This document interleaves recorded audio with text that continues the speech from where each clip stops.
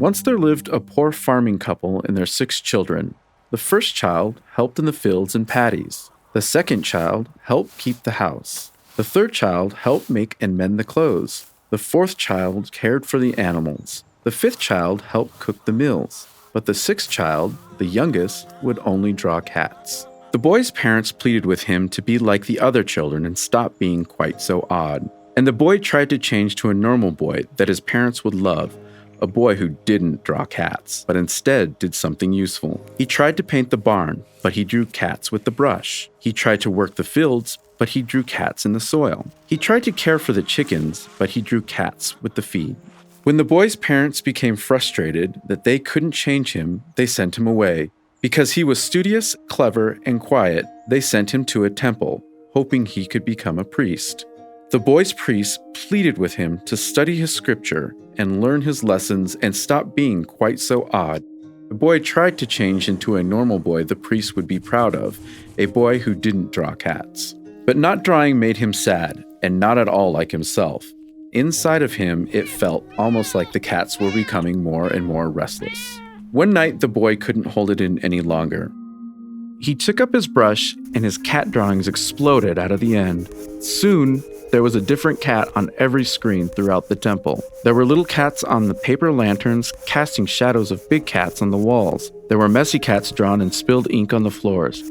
Everywhere he looked, he drew a cat. After he was done, he was ashamed. He found a small cabinet in the temple where he couldn't see his cats, and where no one could see him. He fell asleep, exhausted. In the morning, the priest believed he no longer had a choice.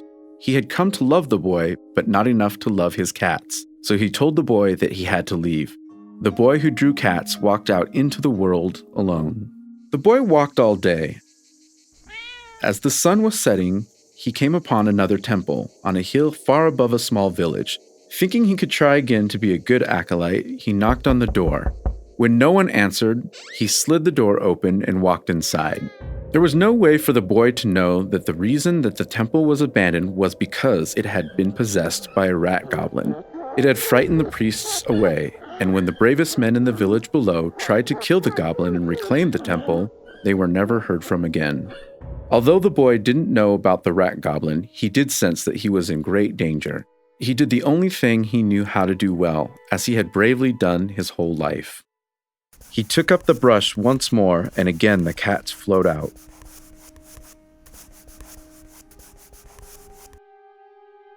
After the drawings were done, he once again felt ashamed, even though he was now alone.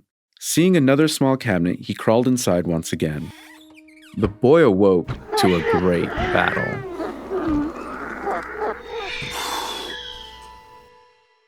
When the sun rose, the boy realized he didn't just draw cats. He drew cats that slayed rat goblins. The terrible fight he had heard the night before were his creations protecting him and destroying evil. The story reached the village below, and the boy was a hero.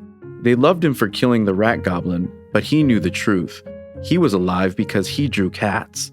A boy who didn't draw cats would have been killed. The boy didn't become a farmer. The boy didn't become a priest. He listened to himself and kept drawing cats until he could draw more beautifully than anyone else in Japan.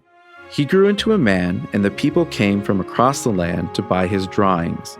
And when they asked why he only drew cats, he answered strangely.